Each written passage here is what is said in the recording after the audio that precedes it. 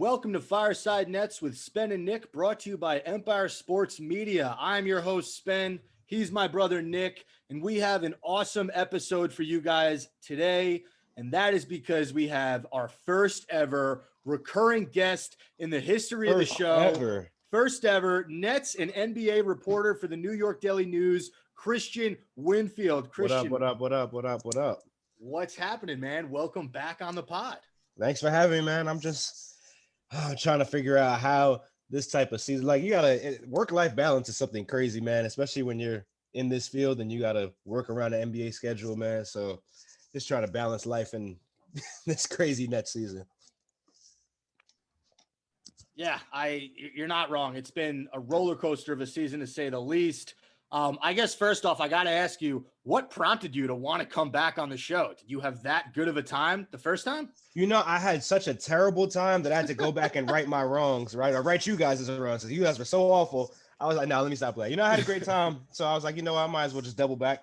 And I just love talking hoops and talking nets and stuff that I can, you know what I'm saying, provide some insight on. So I was like, you know what? Why not? Hell yeah. Well, we are glad to have you. Before we get into the Nets talk, I follow you on Twitter. I'm an avid follower. What's your Twitter account real fast for the listeners? Chris Splash, KRISPLASHED. So I noticed you're celebrating Ramadan, which means you have to fast. And I don't know a ton about Ramadan, so I was hoping you can enlighten me and tell our audience everything about the holiday. Sure. Well, I'm not Muslim, but one of my actual best friend is. We went to high school and college together. And my cousin, who's kind of like a sister to me, she lives in Miami. She's also, she told me today, hey, I want to, well, not today. She told me a couple weeks ago, hey, I want to do Ramadan. And I had done it with my bro a couple times, actually each of the last couple of years. But basically you know what I'm saying? You don't eat, you don't drink, you try to limit your vices. And you can't really eat or drink while the sun is up. So you have to wake up early if you're going to eat early. Usually that means around 6 or a little bit before 6. You pray. I have an alarm. I pray about 5 times a day. Sometimes they're about 30-second prayers. Sometimes they could be 3 or 4 minutes. And it's just a good way to center yourself, get closer to God or whoever you call the higher being, you know what I'm saying? And for me, honestly, it was also, if I could just keep it funky with you, I put on a lot of pandemic pounds. So I needed to cut some of those things off. And I figured fasting was a good way to burn some of them. You're definitely not alone. And you might be the best friend in the world to want to do that and fast with your buddy and support. You know, me and Nick happen to be Jewish, and we celebrate Yom Kippur. Well, we don't celebrate Yom Kippur. It's a somber holiday, but every year right. I fast, and I've been dating my girlfriend, Victoria, for about 4 years now. She's not Jewish. Wow. She's Catholic. But every year I go, hey, Victoria, you want to fast with me on Yom Kippur? She's like, hell no. I'm not doing that. And I'm thinking, she might not be the one for you, bro. Don't say that on this podcast. She absolutely is the one for me. I don't know, man. What I will say is, like, I try to take it to another extreme, and I try to get my friends to be bar mitzvahed. So I'll be like, hey, man, like, I could bar mitzvah you. And they're like, no, we don't want that. Don't you do that when you're like 13? I was like, no. Drink some beer. We'll have a ceremony. We'll turn you into a man. But I usually get rejected on that. I think what does that mean? How do you forceful? How do you bar mitzvah somebody? Like, what does that entail? I improvise. I'll kind of do like a whole like knighting thing. Like, you are now a Jewish man. Maybe so are you just making this stuff up on the fly? Is that what's happening? 100%. Okay. That's funny as hell. All right, so let's get into some Nets talk. Unfortunately, Kristian, we have to start off with these injury updates. You're starting off with the dog. Yeah, I have a dog. This is Homer. He barks occasionally on the pod. So if you guys hear a little puppy, it's this little corgi right here. I would have thought his name was Dogecoin. I definitely invested in him. There you go. Dogecoin. There you go.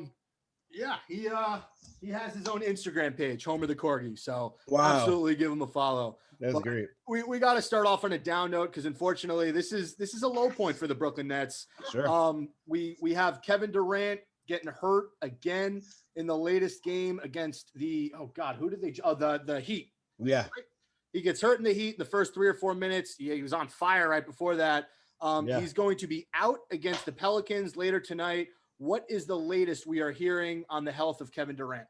I mean, right now it's a lot of uncertainty. You know, like if you ask Jeff Green, he says, I think it's a day-to-day thing. But then when you ask Steve, he says, hey, I don't know how severe it is. You know, we haven't spoken to him since right after it happened. We didn't talk to him today. So we'll probably get some more clarity tomorrow, which is game day. It's just tough, man. You know, as good as James Harden has been, he's your MVP this season. You can't win a championship if you don't have Kevin Durant, right? If you have one of James Harden and Kyrie Irving, you have a shot. If you don't have Kevin Durant, you're probably out in the first, second round tops. You're probably not getting to the Eastern Conference Finals if you don't have him on the team. So it's tough. I mean, on top of that, they're trying to build this continuity where I'm saying the big three has only played in, I don't even call it 7 games. It's 6.5 because Kevin Durant gets pulled. He doesn't start that game and then gets pulled in the third quarter because of COVID health and safety protocols. These guys haven't even played 7 games together yet. And now you want them to have this chemistry and continuity that they haven't been able to develop in practice because there is no practice time this season, that they haven't been able to have really just in games because they're saying they want to treat the regular season as practice time. But if you don't have your guys on the floor, you're not going to be able to do that. And the playoffs you got 15 more games. Well, after today, 14 more games. So it's going to be tough. But at the same time, you're paying each of these guys upwards of $40 million a year because they can score and they can win games. So you got to rely on that to win it. And that's what they're doing. They're going to rely on their star power, and whether that star power is available, I guess we've yet to see. Nick Claxton and Reggie Perry are both out because of health and safety protocols. Man, what happened there? No clue. I don't know. I'm just as surprised as everybody else. I don't know if I have nothing for you on that one. I don't know. And to be fair, the team doesn't necessarily open up with those types of things. They usually keep those things private. Maybe they went out over the weekend. Maybe they were in contact with somebody. My guess would be that they were together with some other people that eventually tested positive for COVID, and usually it's contact tracing. So they could be out a week. That's how it went with Kevin Durant when he was in the health and safety protocol earlier this season. He missed 2 separate stints of 3 games. So I guess we'll find out. But my best bet would be that it's contact tracing and that someone that they were both in close proximity to eventually tested positive and told them. Obviously, not having Reggie Perry, not the biggest deal in the world. He doesn't play a ton of minutes on this team. But Right. Without Nick Claxton, you now have a front court of DeAndre Jordan, who was benched for Lamarcus Aldridge, who's now not with the Nets, Blake Griffin, and Jeff Green. So that's going to be tough moving forward. It is going to be tough, but I don't think it's going to be a long-term thing. I think they'll both be back in the rotation. I think DJ has something to prove at this point. He got benched for a guy who really has not really been known to play much defense. And now he's about to come back. And I think what's going to be their saving grace is I think James Harden's going to end up coming back sometime this week. And James Harden and DeAndre Jordan, really James Harden and anybody who could catch a lob pass and dunk it, they really have a great rapport on the floor. So I think that'll give DJ a boost as well. But as you can see, Nick Claxton was playing very, very well in games that James Harden was in. And then when James Harden goes out, Nick Claxton's numbers start to go down because now you don't have that setup guy. You don't have the guy who can just manipulate a defense and dump it off or throw it over the top. So it's going to be tough. But at the same time, once Harden gets back, I think a lot of things fall back into place. Do you think once Harden's back, DJ gets more minutes too, just because of their chemistry? For sure. I think that and the simple fact that you don't have Lamarcus anymore, right? So you gotta fill those minutes somehow. So I think number one, yes, DJ gets those minutes because of their chemistry. I think we'll probably see Jeff Green play some small ball 5. We'll probably see Blake Griffin play some small ball 5 like he played against Bam. I guess this is going tomorrow, so like he played against Bam 2 nights ago. But yeah, it's going to be tough. I mean, but this has been the same story all year. Guys have been in and out. Guys have been getting hurt. Guys have been taking personal leaves of absence. You know what I'm saying? Like it's one thing after another. So it's nothing new for them. How do you feel about Griffin firing threes these days? I mean, if he's going to make them, I don't mind. And he made a good amount of them in Detroit. But if he's going to be on the floor and take them, and that's interesting because I think if you have a stretch 5 on the floor, it really gives your offense a different vibe, right? You're able to space the floor. You're able to draw that big man out from the paint, and now you can attack the rim because that big man has to respect the shooter. I just don't think Blake Griffin is a lights out shooter in a way that I think defenses are going to say, you know what, let Blake Griffin shoot that. We'll live with Blake Griffin hitting 6-7 threes if that's how we're going to lose it. I don't think Blake Griffin has a 7-3 game in him this season. So if he's going to be a pick and pop threat, that's cool. But I don't think he's going to be able to be a legitimate stretch 5 for them because I don't think he's going to be able to hit them at a high enough clip. I think he might have games where he gets hot, but I don't think consistently he'll be able to hit that. And that's going to be, I guess we'll find out, right? He's going to have to prove me wrong.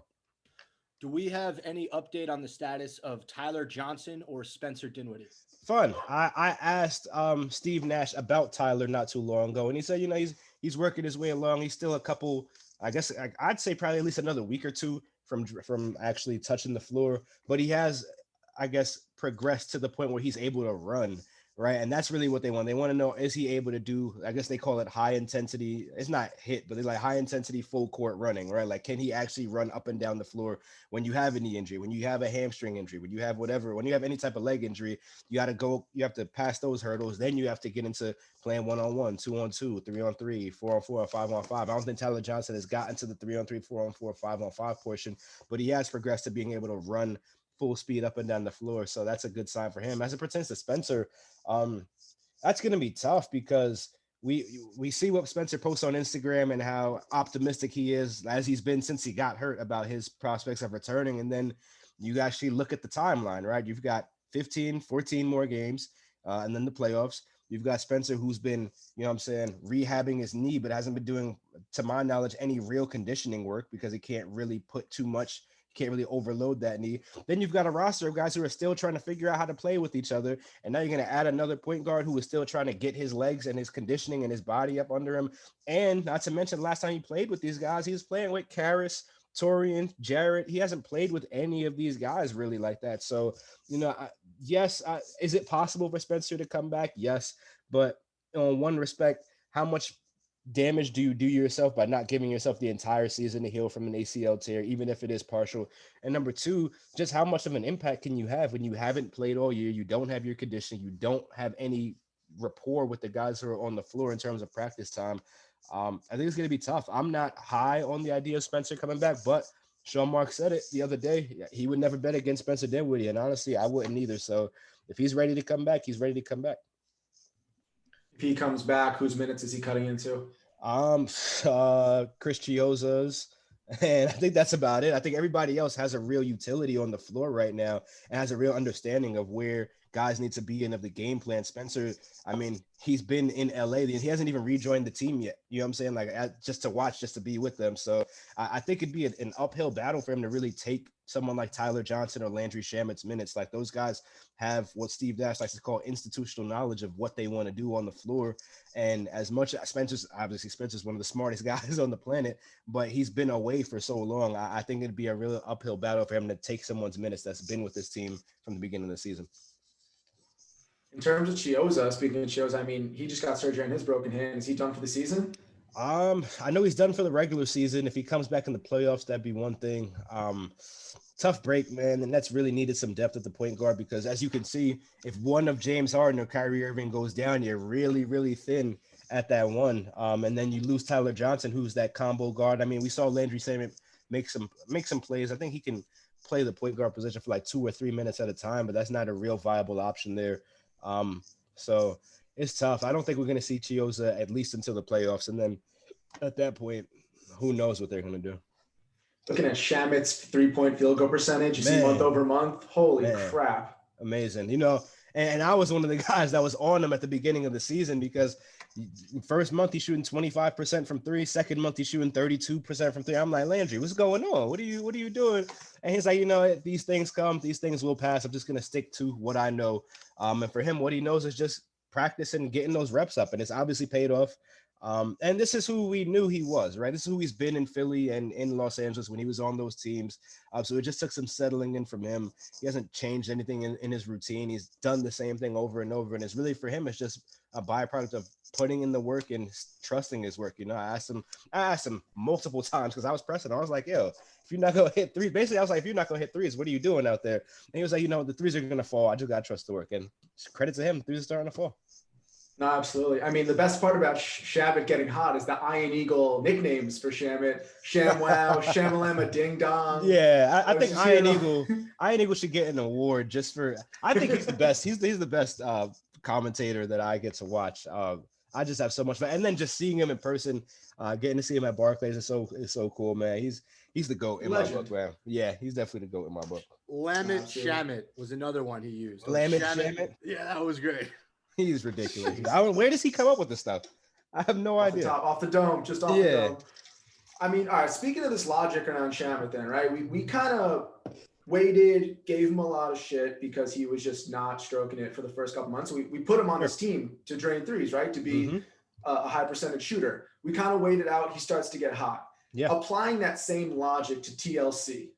How long do we wait for TLC? I asked Steve Nash that exact question.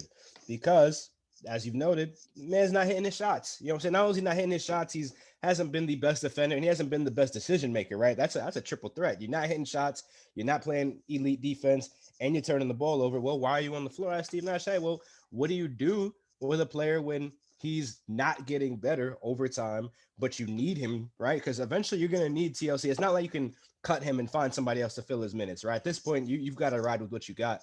And that's kind of what Steve Nash said. He goes, hey, we're just going to keep trusting him. We're going to keep putting him out there. And he's basically said that, he's TLC is at this point, the Nets roster is what it is, right? There's not much that they're going to be able to do. You're not going to be able to trade anymore. Trade deadlines pass, buyout market. Even if someone gets waived by another team right now, that person can't join the Nets for their playoff run, right? That deadline was April 9th.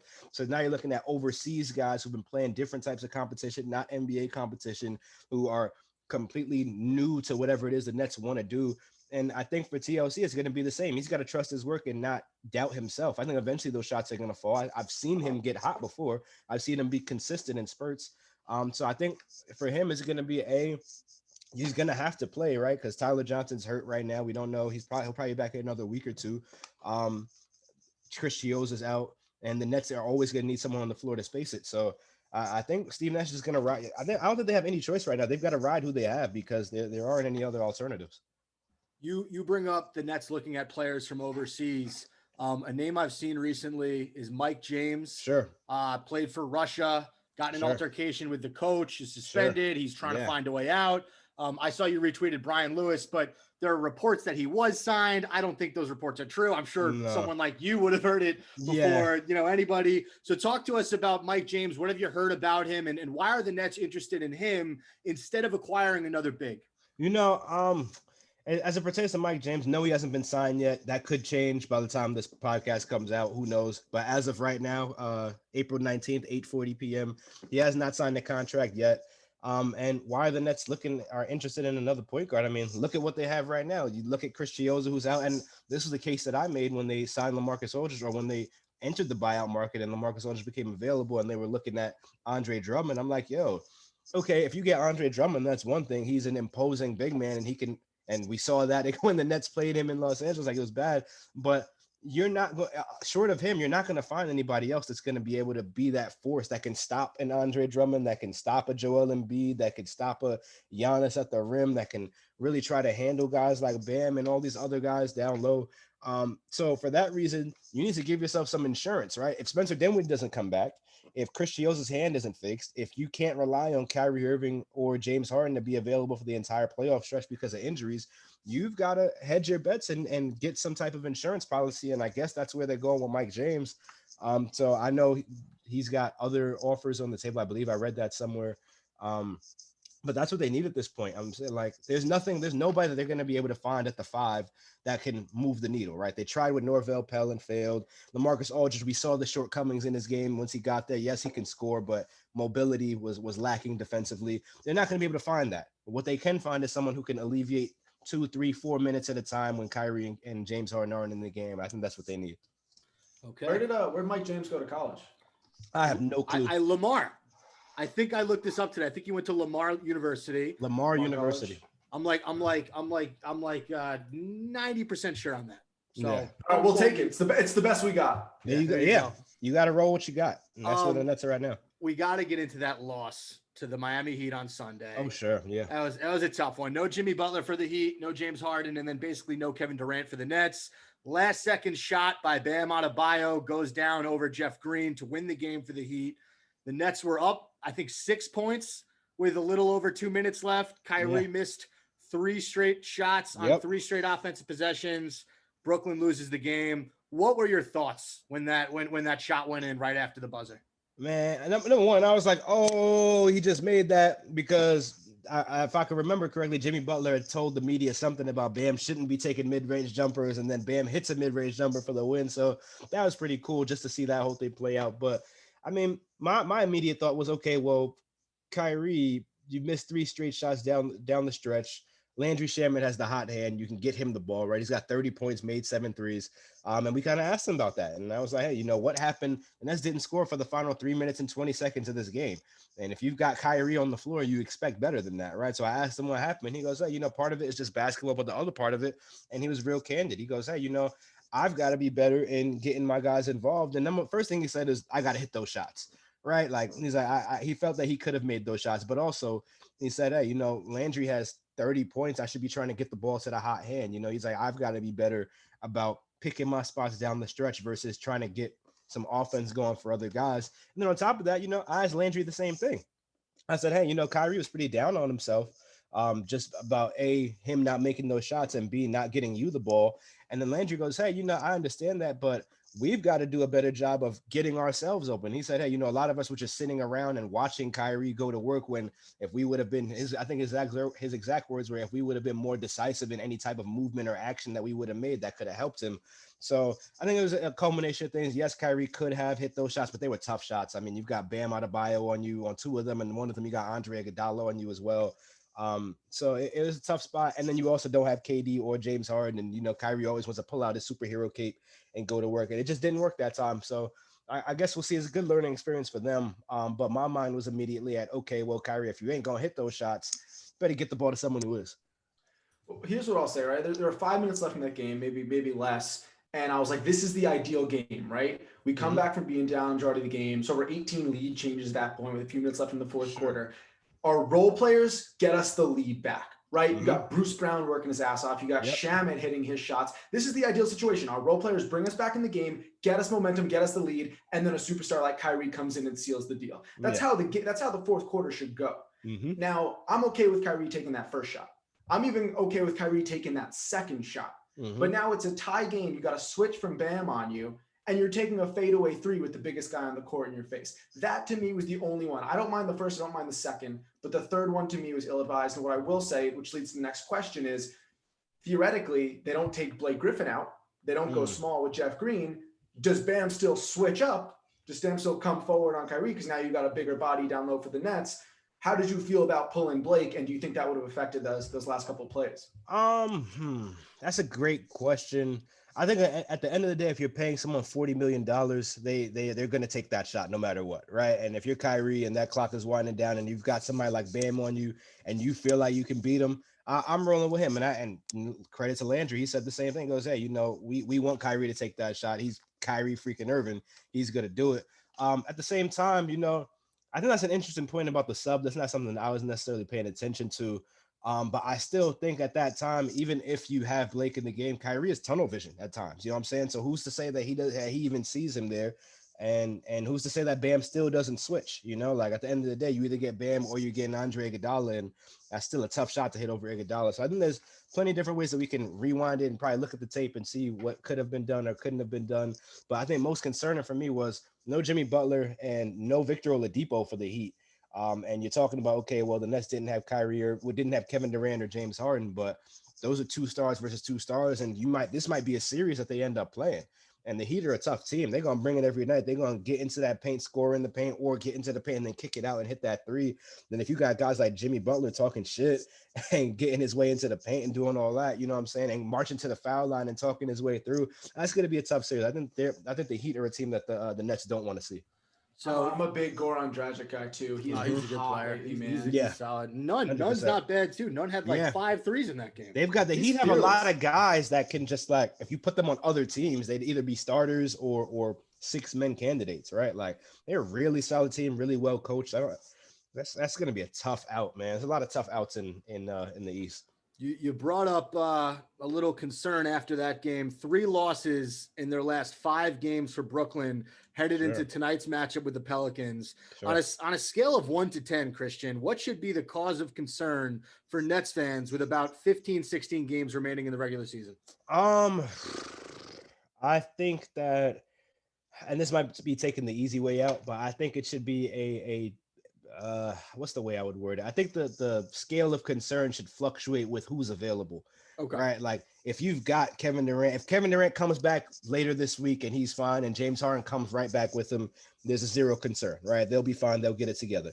If Kevin Durant's injury is more severe than we thought, and it's just Kyrie Irving and James Harden out there, and you're going down this ladder stretch and you've got to win some of these games, because if you don't get that number 1 seed, that means you're probably going to have to play both the Bucks and the Sixers to get to the finals, that's going to be tough. You know, you don't want to do that. And I know the Nets say they don't want the number one. Well, not that they don't want the number one seed, but that is not a primary concern for them. I think it should be, because if you get the number one seed, you're going to have the easier road to the finals. That's all it is. And then if you don't have your pieces, you want as easy of a road as it can be. So I don't think you should be concerned if this team is healthy. I think if the injury bug continues to bite them, I think if Kevin Durant sits out, or if he gets another injury, or if James Harden goes down with something else, or if Kyrie disappears for some reason, then you've got concern. But if this team is healthy and loaded, I think everybody should be just fine. Who do you need to see down the stretch? Obviously, the ideal answer is everyone's got to step it up, especially with injuries. But if I'm talking about guys like Bruce Brown, Landry Shamet, even Alize Johnson, Nick Claxton. Claxton, who do you need to see if you can give me one guy that has to start playing consistently and elevating their game? Oh, DeAndre Jordan, for sure. 100%. I think DJ is going to be a key for this team because he's a veteran. He's experienced. He's been playoff battle tested almost every year, except for these last couple years when he was, I guess last year he wasn't in the bubble. Before that, he was on the Knicks and they were a disaster then. And before that, he was in Dallas. I don't think they were a playoff team at that point. But before he got traded, the Clippers were in the playoffs every single year and competing for something. So I think that's somebody who we really need to see step up and take it to another level. This is a guy who should not be getting DMPs. He signed a 4-year, $40 million deal. Why are you at the end of the bench? And I think at some respect, he's got to feel the same way. You know what I'm saying? Like, he's got to know that he has more to give, right? And I think everybody, I asked Kyrie about this, and he was like, hey, you know, he's got to, I don't even really want to paraphrase what he said because I don't remember exactly what he said, but in a way he said, you know, this is a time for DJ to kind of understand what he has to bring in order to really be part of this rotation, right? If you can't be DeAndre Jordan and be losing your minutes to Blake Griffin, Jeff Green, and Nick Claxton. You're making 4 years, $40 million. That's not a good look. So that'd be the guy that I'd say I want to see some from. And then after that, I think after that, you know what you're getting from everybody. You know what you're getting from Joe Harris. You know what you're getting from Jeff Green. I mean, Blake Griffin can be a wild card, but you probably shouldn't have bet on him to be anything more than that anyway. You know what you're getting from Bruce Brown. You know what Landry's going to give you. I think TLC's a wild card as well. You want him to be his best, but we don't know. He hasn't really been playoff tested. He hasn't really played in too well, at least in the second half of the season. I'd like to see Tyler Johnson back. That's a guy who's going to play a lot of minutes. I like Tyler Johnson on this team. And those are two people that the Nets really need to get stuff from. I think DeAndre Jordan and TLC, you get the best out of those two guys in the playoffs, you really have a chance. And I'll tell you this, and you guys brought it up with Harden eventually coming back and making DJ better, but something that not a lot of Nets fans have really brought up, Nick Claxton was that dude for a stretch of time with James Harden. Sure. The second Harden went out with injury, you saw Claxton disappear on offense. Yeah. And it's not being talked about at all. I think that could be James Harden's MVP case right there. You know what I'm saying? Like, this team is struggling without him. And when you have him, you've got a supercharged offense that can't really be stopped. I mean, Nick Claxton said it so many times. James Harden makes my life easier. You know what I'm saying? He tells me where to be and I'm there, and boom, now I'm averaging 10 points and 6 rebounds just like that. And now his looks haven't even been the same, you know? So I think that is real, but that's also what happens when you play with a guy like James who knows how to. He is a master manipulator of defense. It is hilarious. It's like watching Draymond Green almost with just like more handles and a better jump shot, because Draymond Green knows as soon as he catches that ball, he knows where the help is coming from, and he's making that pass before the help is even there. And James Harden's the same way. He just also can get you 50 points whenever he wants to, or he can Euro step it. So he could do something, man. That man's MVP case is in Nick Claxton's decline. Well, I'll tell you this, whatever big ass contract that Clint Capella signed in Atlanta, some of that money should go to James Harden. For sure. James Harden got so many people paid. It is ridiculous. Didn't Capella just get yammed on by Bridges? He did. Yeah, but Bridges is yamming on everybody. Bridges yammed all over the Nets too. Let's not bring that up. Yeah. That's me on an 8-foot hoop, baby. There you go. You got Rise? Good to know. Real fast before we get to the last few segments, obviously one of the more shocking moments of the season was Lamarcus Aldridge announcing his retirement after playing a few games with the Nets. After it was revealed he had experience in a regular heartbeat. I just want to stick with the good with him. But what will you remember most about LMA's career in the NBA? Man, that's a great question.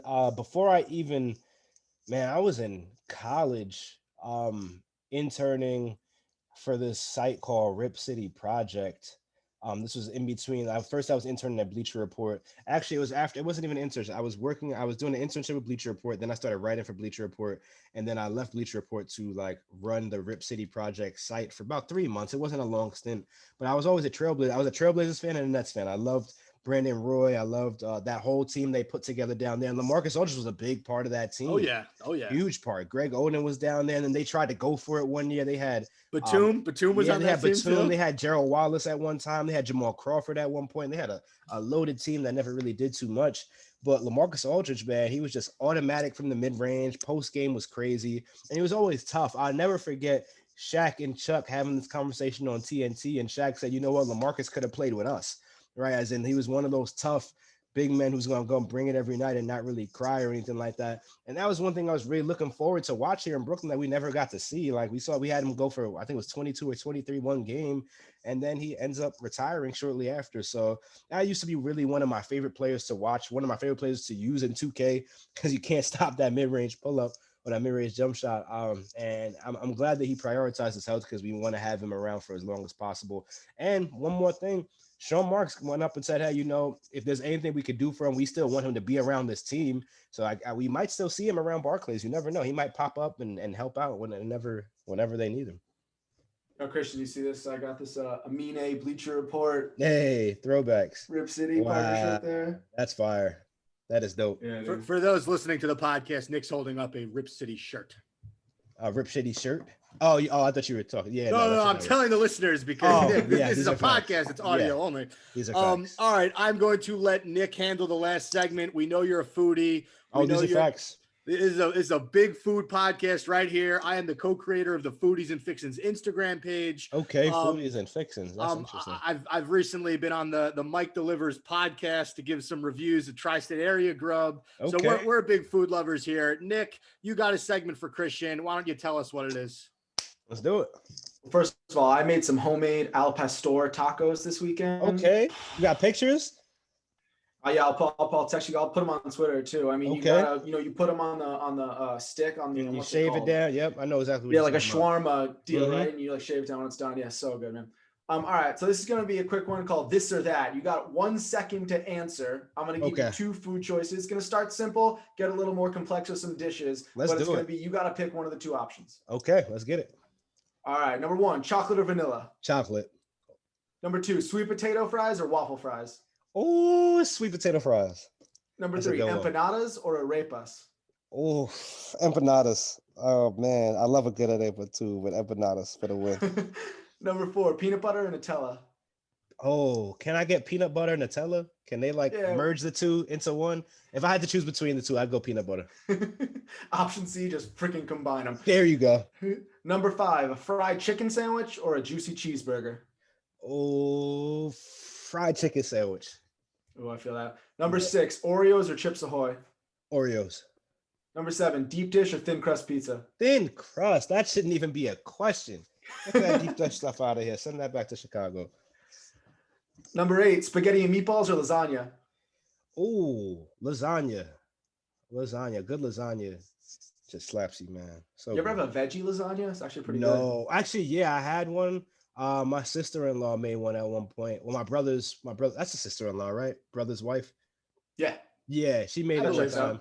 And it ended up tasting a little bit like curry, which is kind of weird, but it actually ended up tasting good, so I ate it anyway. Damn, it does sound good. All right, number 9, mayo or ketchup? Ketchup. And number 10, last question. This is with Kristian Winfield. Sushi or pad thai? Oh no, I need more than 1 second. Oh man, sushi or pad thai? Oh, I'm going sushi, man. I gotta go sushi. Okay. I love pad thai. No disrespect to all my pad thai lovers, but sushi, you can just get so versatile with it, man. You go anyway. Pad thai, there's only but so much you could do, right? Shrimp, chicken, whatever topping you want. I'm going sushi for the win. Yeah, that was This Without Kristian Winfield. I think we're all a little hungrier now. Definitely. I'm going to see what's in my fridge after this. Kristian, thank you so much for coming back on the show. Thanks for having me, guys. I appreciate you. Maybe one day we'll go for the trifecta. We got to go for the three-peat. We got to go for the three-peat. If the Nets win a championship, I will come on. If the Nets lose a championship, I will come on. If the Nets get bumped in the first round, I will definitely come on. Here's what we're doing next time. We're all gonna order some food. We're all gonna make the same thing, and we'll eat it and react and see what's up. I'm cool with it. Let's do it. We don't even need to do that for a podcast. We can live stream that next week. That's true. Final question. Just what's your prediction for the game tonight? Pelicans Nets. No Kevin Durant, no James Harden, no Nick Claxton, no Reggie Perry. I'm gonna assume the Pelicans are gonna have their guns. So it's looking like Kyrie Irving versus the world. And you know what? I'm gonna say Kyrie's gone for 50. And he's gonna hit a game winner. I don't think he liked missing all 3 of those shots down the stretch. So I think he's gonna explode for a 50 ball. There you have it. Reporter covering the Nets for New York Daily News, Kristian Winfield. Follow him on Twitter at KRIS Splashed. There we go. At Chris Splashed. Kristian, thank you so much for coming on. Thank you for having me, guys. I appreciate y'all, man. You guys take it easy. You too, man. My guy. All right, Nick, that does it for this week's episode of Fireside Nets with Spen and Nick, brought to you by Empire Sports Media. Would you do the honors? Here, I have I'm going to start a little beatbox, and then when it's done, we sing. You ready? Okay, I'm ready. I can't hear you. The mic's not picking up the beatbox.